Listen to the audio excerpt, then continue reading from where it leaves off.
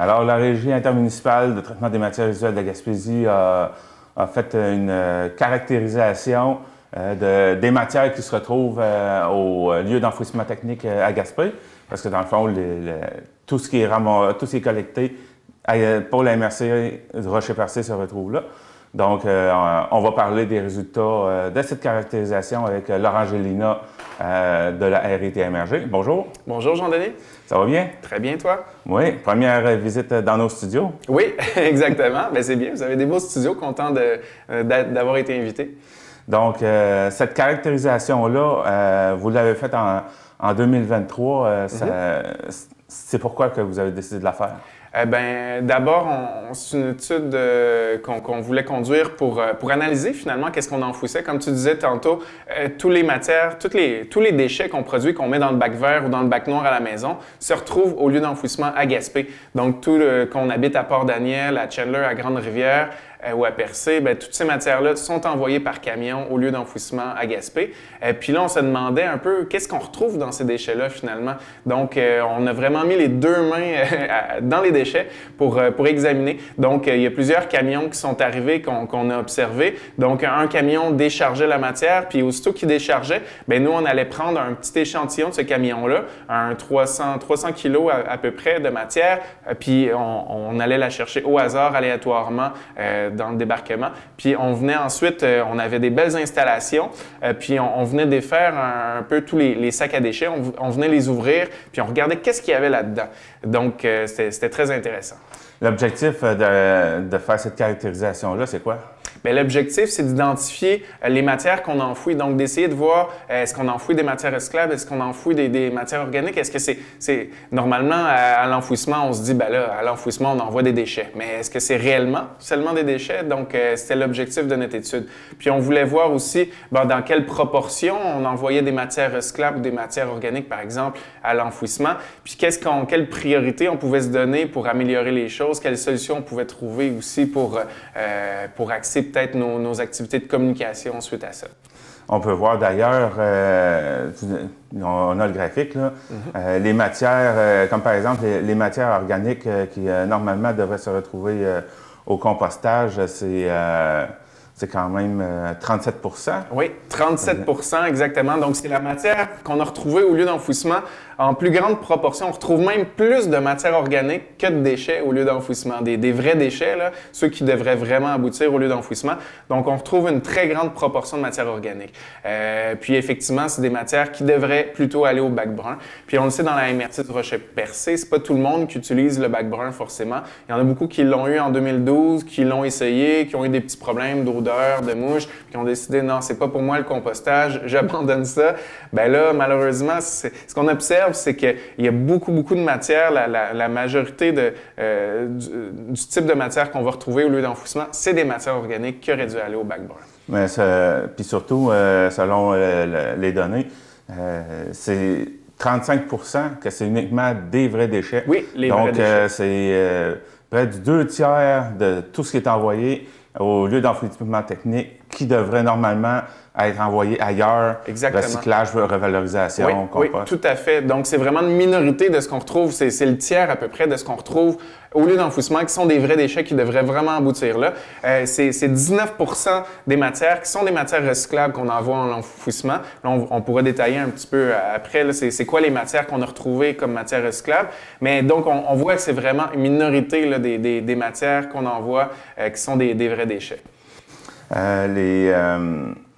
Dans le graphique, on peut voir, il y a un 1 %, c'est des liquides. Oui. C'est quoi que vous entendez par liquide? J'imagine que c'est pas l'eau. C'est-tu des affaires comme de l'huile ou de la peinture? Des liquides, oui, c'était plus comme de l'eau. Effectivement, on a retrouvé beaucoup de bouteilles de boissons gazeuses, par exemple, des bouteilles de Pepsi qui étaient refermées. On voyait qu'elles étaient remplies à moitié encore avec du Pepsi ou des bouteilles d'eau. Donc, nous, on a repris les bouteilles, on les a vidées, puis on a pesé la proportion de liquide que ça représentait. Donc, ça représente 1 %. C'est pas beaucoup, 1 %, on va dire, mais c'est quand même, si on fait le calcul sur le tonnage qu'on enfouit durant l'année, bien là, ça se compte en tonnes. Donc, c'est plusieurs tonnes par année qu'on enfouit de liquide qu'on devrait plutôt ouvrir la bouteille, verser dans l'évier de la cuisine, puis ensuite mettre la bouteille au recyclage. Donc, les liquides, en principe, ça ne devrait pas aboutir au lieu d'enfouissement. On a retrouvé aussi des fonds de yogourt. Des fois, il y avait des pots de yogourt aussi qu'on retrouvait, qui avaient encore du liquide dedans. Bien, si vous avez du yogourt, il est périmé chez vous, bien, ça aussi, ça devrait aller dans l'évier. De toute façon, ce sont des matières qui devraient normalement aller aussi dans le recyclage. Oui, oui. Donc, tous les contenants devraient aller au recyclage, effectivement. Vous disiez tout à l'heure que vous preniez un échantillon de 300 kilos, je pense, des arrivages. Un peu plus. Ça représente quand même votre caractérisation. Vous avez fait ça sur quand même 59 de tout ce qui arrivait, pareil. Bien, c'était avoir la représentativité de 59 de ce qui arrivait. Donc, il y a certains arrivages qu'on n'a pas caractérisés. Par exemple, ce qui vient de l'hôpital de Chandler, on ne l'a pas caractérisé. Mais ce qu'on a étudié, bien, ça représentait 59 de tout ce qu'on envoie au lieu d'enfouissement à chaque année. Est-ce que ce qui est collecté chez les commerçants, ça arrive dans le même bloc que ce qui est collecté pour les résidents? Oui, oui. Entre autres, il y a certains commerces qui sont collectés qui ont des conteneurs, donc des conteneurs en métal. Donc, effectivement, ça, c'est un camion qui est différent. Mais on a aussi examiné le contenu de quelques camions, des camions qui faisaient ce type de collecte-là. Donc, on a examiné des camions qui faisaient la tournée des commerces du territoire, qui ont des conteneurs aussi. Mais je dirais que principalement, on s'est beaucoup attardé aux citoyens. Qu'est-ce qu'ils généraient? Donc, les bacs à déchets des citoyens là, qui sont mis à la rue. Tu voulais me parler un peu des matières qu'on retrouvait. Qu'est-ce que vous avez trouvé lors des collectes? Pas lors des collectes, mais plutôt lors de la caractérisation. Lors de la caractérisation, oui, c'est ça. On a retrouvé, premièrement, la catégorie matières recyclables, comme on a dit tantôt, c'est 19 des matières qu'on retrouvait au lieu d'enfouissement, qui étaient des matières recyclables qui auraient pu aller au bac bleu. Donc, on va détailler un petit peu ici qu'est-ce qu'on retrouvait. Donc, au niveau du métal, on a retrouvé beaucoup de canettes. On a retrouvé aussi des boîtes de conserve, des assiettes et du papier d'aluminium. Ça, on le rappelle, hein, assiettes et papier d'aluminium, même si c'est un petit peu souillé, vous faites une boule avec ça et vous envoyez ça au recyclage. Donc, l'aluminium, c'est une matière qui peut se recycler à l'infini. Donc, c'est toujours le bon geste à poser de mettre ça au recyclage. Donc, les canettes, je pense que tout le monde sait que c'est recyclable, puis même c'est consigné. Vous pouvez même les apporter pour la plupart au dépanneur pour avoir la consigne ou à l'épicerie. Il y a des canettes qui ne sont pas consignées, mais quand c'est pas consigné, bien, ça va toujours au bac bleu. Donc, au niveau du métal, bien, on a retrouvé surtout, c'est ça, canettes, papier d'aluminium, boîtes de conserve. Au niveau papier-carton, on a retrouvé beaucoup de boîtes de carton. Des fois, ils étaient souillés. Puis ça, on le rappelle aux gens, le carton souillé, quand il y a du jus dessus ou quand il est souillé avec de l'huile, du gras plutôt. Si vous achetez, par exemple, si vous allez chez un commerce, la pizza, ou si vous allez au Dixili pour manger du poulet frit. Donc, souvent, ça vient dans une boîte en carton. Bien, la boîte en carton va être un petit peu souillée après. Donc, si elle est vraiment très souillée, ça va au compost. Puis si elle est légèrement souillée, ça peut aller au recyclage. Mais en aucun cas, une boîte en carton de pizza, bien, il irait aux déchets. Mais nous, on en a observé quand même beaucoup de cartons déchets. C'est quoi maintenant la suite? Suite à cette caractérisation-là, quelles vont être les actions qui vont être posées?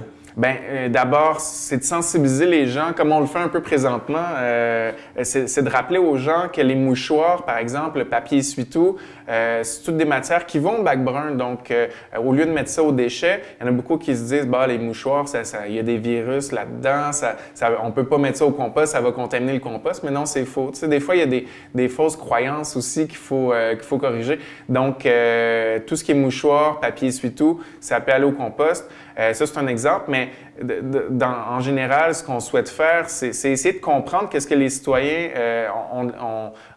ne savent pas. Il y en a beaucoup qui pensent, justement, les mouchoirs vont aux déchets. Et nous, on est là, on va axer nos communications pour dire non, non, les mouchoirs sont acceptés au bac brun. Donc, d'essayer de faire prendre faire prendre conscience aux gens des matières qui sont acceptées au recyclage, au compost. Des fois, c'est juste un manque de connaissances. Hein. Même si on le dit dans notre calendrier annuel, on a un petit aide-mémoire qui rappelle les matières acceptées dans chaque bac. Des fois, c'est pas tout le monde qui va se donner la peine de regarder ça. Mais nous, on est là pour faire des rappels. Donc, c'est pour ça qu'on en parle aujourd'hui. C'est pour ça qu'on en parle sur notre page Facebook, sur notre site web aussi, des matières qui sont acceptées dans chacun des bacs.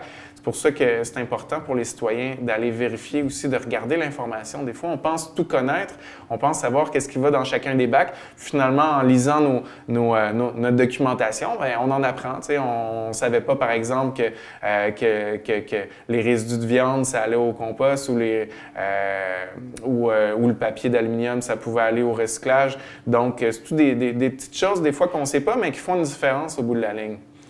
On a vu, étant donné qu'on couvre les différents assemblées municipaux de la région, on a pu constater que dans chacun lors des adoptions des budgets, Percé, Grande-Rivière, entre autres, le coût des collectes a augmenté. Oui. Donc, j'imagine que si on peut diminuer le 66 % qui ne devrait pas aller au LET, bien, ce coût-là devrait diminuer. Certainement, donc, certainement. C'est les citoyens qui vont en profiter aussi. Exactement. Parce que là, on paye extrêmement cher, puis le coût de gestion de matières résiduelles, ce que vous payez sur le compte de taxes pour la gestion des matières résiduelles, ça augmente d'année en année.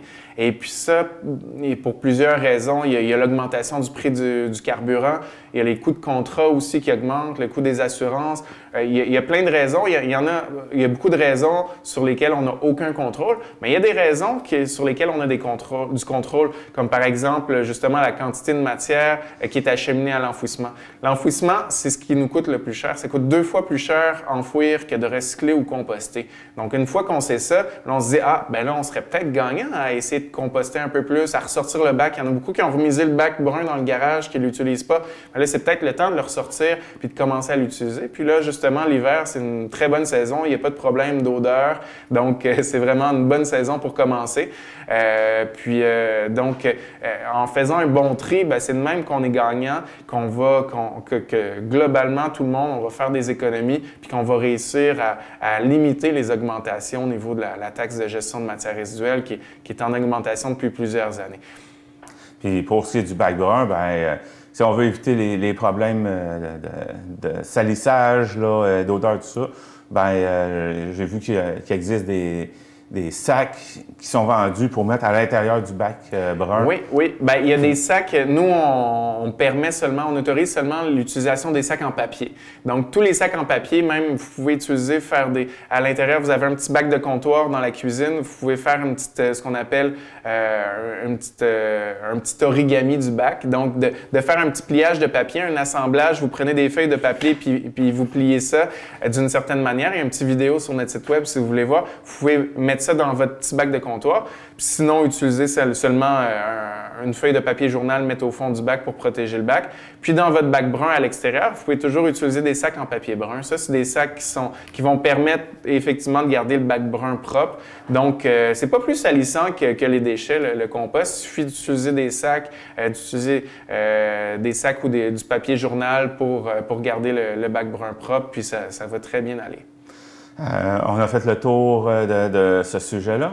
Ou quelque chose que vous aimeriez ajouter là-dessus? Ben, je pense que pour rappeler aux gens, l'étude de caractérisation, vraiment l'objectif, c'est de voir à quel point on enfouit des matières qui ne devraient pas être enfouies, puis qu'on devrait se donner la peine de détourner l'enfouissement. Puis c'est vraiment c'est vraiment dans le rôle de chacun de mettre l'épaule à la roue, puis de faire un bon tri à la maison, mais aussi au commerce, en entreprise aussi. Là, disons sur votre heure de dîner, vous générez aussi au travail des matières, c'est de faire un bon tri aussi au travail. Donc, l'objectif, ce serait de réaliser le meilleur tri partout, donc d'acheminer matières recyclables, matières organiques dans les bons bacs, puis de diminuer en autant que possible ce qui se ramasse à l'enfouissement, ce qui coûte le plus cher finalement. Avant de terminer cette partie-là, vous avez fait une caractérisation en 2015. Oui. C'est quoi le comparatif qu'on peut faire? Bien, c'est une étude très similaire. On l'avait fait aussi au lieu d'enfouissement technique. J'y avais participé aussi. Donc, au même lieu d'enfouissement à Gaspé, on avait regardé, on avait examiné les matières qu'on enfouissait. Puis, ce qui était ressorti, si on compare avec l'étude qu'on a fait en 2023, si on compare 2015 avec 2023, en 2023, il y avait quand même une augmentation de la proportion des vrais déchets qu'on enfouissait. Donc, il y avait moins de matières recyclables, moins de matières organiques, puis moins de matières qui doivent être acheminées aux écocentres, comme le bois, les grosses pièces en métal, la peinture, les produits électroniques. Donc, il y avait une plus grande proportion de vrais déchets, donc ce qui était très bien. Mais en même temps, on voit, comme on l'a présenté tantôt, qu'il y a encore beaucoup de chemin à faire, exactement, puis beaucoup de matières recyclables et compostables qu'on retrouve encore à l'enfouissement en 2023, mais on est sur la bonne voie, donc on est satisfait de voir ça. Maintenant, une nouveauté à la RITMRG, dans le fond, on peut amener au centre de tri depuis le 17 janvier les sièges d'auto. Oui, bien, aux écocentres plutôt, oui. Aux écocentres, donc l'écocentre de Gascon, de Grande-Rivière, ici l'ancien dépotoir des 40, comme les gens appellent communément, ou notre écocentre à Percé. Donc, on accepte les sièges d'auto pour enfants. Donc, les sièges d'auto, mais aussi les petits sièges d'appoint quand l'enfant grandit, ou même les coquilles. Donc, tout le matériel, en fait, pour les sièges d'auto pour enfants sont acceptés. Tout ça, c'est dans l'objectif. C'est un beau projet. C'est né du regroupement Mères au front Pointe de la Gaspésie. C'est deux représentantes du regroupement Mères au front qui nous ont abordés pour nous dire, tiens, il y a ce projet-là qui se fait ailleurs au Québec, la récupération des sièges d'auto. On aimerait ça que ça se mette en place ici sur notre territoire. Est-ce qu'il y aurait moyen de le mettre en place? Puis on a saisi la balle au bon. On s'est dit, tiens, c'est exactement ça qu'on veut faire nous aussi. On veut réduire l'enfouissement. Les sièges d'auto actuellement, ça se rendait à l'enfouissement. Donc pour nous, c'était une manière de réduire une matière qui se rend à l'enfouissement. Donc là, on accepte les sièges d'auto depuis mercredi dernier dans nos écocentres. Donc, on compte sur les gens pour apporter leurs sièges d'auto. Si vous en avez à la maison qui ne servent pas, ou dans la prochaine année, si vous en avez, il y a des dates d'expiration sur les sièges d'auto. Donc, si votre siège vient à expiration, bien, on va être en mesure de l'accepter à l'écocentre. Puis, c'est quoi qui va être fait avec ces sièges d'auto-là? Oui, bien, ces sièges d'auto-là vont être recyclés, donc on va leur donner une deuxième vie. Ils vont être transformés. Bien, d'abord, on va retirer, il y a plusieurs composantes au siège. Il y a la coquille de plastique qui est vraiment la partie la plus importante, celle qui pèse le plus dans l'ensemble. Donc, on a la coquille de plastique, on a le textile, puis on a la ceinture aussi qui vient avec ça, les ceintures. Donc, actuellement, il y a juste vraiment la coquille, la partie en plastique qui représente la plus grande proportion de cette matière-là, qui va être recyclée. Puis avec ce plastique-là, ça va être, on va donc séparer les différentes composantes. Puis le plastique, on va l'acheminer ensuite chez Produits Replast. Produits Replast, c'est une entreprise qui est au centre du Québec qui transforme le plastique. Ils vont faire des granules avec ça. Puis ensuite, après avoir fait des granules, ben ils vont produire des produits. Ils font du mobilier urbain avec ces granules de plastique-là. Du mobilier urbain comme des bancs de parc, des tables à pique-nique en plastique. Donc, les sièges d'auto vont être transformés pour servir à confectionner du mobilier urbain. Vous avez dit, qu'il y a une expiration. Oui. Est-ce que vous savez, c'est pourquoi que des sièges d'auto ont une date d'expiration? Oui, c'est une bonne question. Souvent, les dates d'expiration, ça vient plutôt avec la nourriture, pour une question de fraîcheur. Pour les sièges d'auto, c'est vraiment une mesure de sécurité, parce qu'après un certain temps, c'est plus garanti que le siège va assurer la sécurité de l'enfant. Donc, pour cette raison-là, des fois, le plastique peut, avec le soleil qui rentre par les fenêtres, le plastique pourrait s'assécher puis diminuer en qualité là, avec le temps. Donc, pour cette raison-là, il y a une date d'expiration pour le siège. Donc, Donc, il faut le changer, le siège. Puis souvent, ben c'est ça, un seul enfant, ça va occasionner plusieurs sièges. Hein. Durant son enfance, ça se peut qu'il y ait deux sièges d'utiliser parce que justement, il y a une date d'expiration.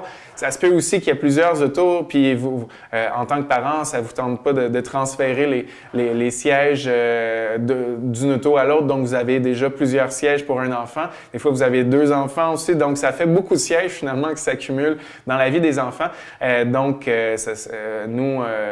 Ce projet-là, ça permet de donner une deuxième vie aux sièges. Donc, à tous les sièges qui sont générés actuellement, qui prennent le chemin de l'enfouissement.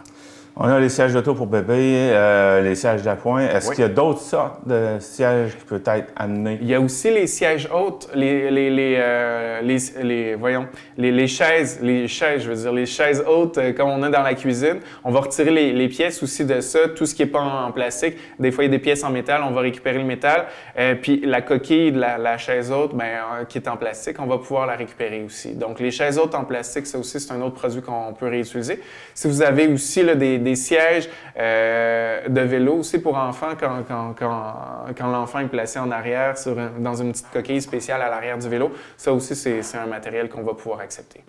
OK. Donc, plus en plus de matière revalorisée. Exactement. C'est ça. On essaie de détourner le plus possible de l'enfouissement.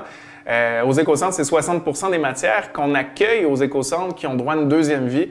Donc là, maintenant, ça va faire une matière de plus là, qui a droit à une deuxième vie. On a fait le tour pour ce sujet-là? Oui. OK. On va finir maintenant sur une petite partie récupération, justement. Après tout, c'est le but de nos entrevues. On a fait une entrevue au mois de novembre, je crois, sur les matières qui sont acceptées au recyclage. Puis, on parlait des plastiques qui sont souples, qu'on peut étirer. Oui. Les plastiques qui ne le peuvent pas, comme par exemple celui-là, ça vient d'un emballage les emballages duo Febreze. Oui. Lui, il ne s'étire pas, donc il n'est pas recyclable. Effectivement. Ça, c'est un plastique souple, effectivement. On le rappelle, les contenants, c'est les contenants rigides qui gardent leur forme. Contenant rigide, on regarde s'il y a un petit triangle à l'endos. S'il y a un triangle de numéro 1 à 7, ça va au recyclage, sauf le numéro 6 qu'on ne prend pas. Mais quand c'est un emballage souple comme ça, effectivement, le truc, c'est de voir si ça s'étire, comme tu l'as fait. Quand ça ne s'étire pas, malheureusement, ça va aux déchets. Ouais. Et c'est pourquoi, parce que c'est surtout pour ça que je voulais en parler, pourquoi eux autres ne sont pas recyclables? C'est une question de marché. Tous les plastiques, c'est toujours une question de marché. Il y a des plastiques qui peuvent être en théorie recyclables, mais qu'au Québec, on n'a pas en place tout le marché qui est développé autour de ces matières-là. Donc ça, la consigne est bonne là, actuellement pour la MRC du Rocher-Percé. La consigne qu'on donne que ce matériel-là n'est pas recyclable, mais c'est valable aussi à l'échelle du Québec. Donc partout au Québec, cette matière-là pose problème, puis actuellement, elle n'est pas recyclée. Mais peut-être que ça va changer dans un horizon de moyen terme. On a le projet plastique qui se développe au centre de tri à Grande-Rivière. Donc, notre centre de tri des matières recyclables, on a ajouté une annexe. Puis là, le bâtiment est encore en construction à l'heure actuelle. C'est presque terminé. Bientôt, on va transformer les plastiques. Donc, tous les plastiques, on a de la difficulté qui n'ont pas de marché actuellement, qui n'ont pas de débouché. On va pouvoir trouver une seconde vie à ces matières-là. Est-ce que c'est le cas de celui-là? Ça pourrait être le cas de celui-là. Ça reste à confirmer. Mais déjà, on a identifié plusieurs plastiques qui ne sont pas recyclés actuellement, que là, on va pouvoir recycler, comme les sacs tressés. Il y a beaucoup de sacs de nourriture pour animaux. Souvent, c'est des sacs en plastique qui, malheureusement, ne sont pas recyclables. Les sacs de chips aussi ne sont pas recyclables. Il y a beaucoup de sacs et pellicules plastiques actuellement qui ne sont pas recyclables. Puis on espère que notre projet plastique au centre de tri à Grande-Rivière va pouvoir servir à donner une deuxième vie à ces plastiques-là. Mais dès que tout ça va être clarifié, on va faire l'annonce, on va faire des communications pour annoncer à la population que finalement, là, tel type de plastique, on est capable de le recycler. Donc actuellement, je dirais que ce plastique-là, il n'est pas recyclable, mais dans un futur assez proche, on va voir si finalement il va être accepté. Donc, on va garder espoir. Et un autre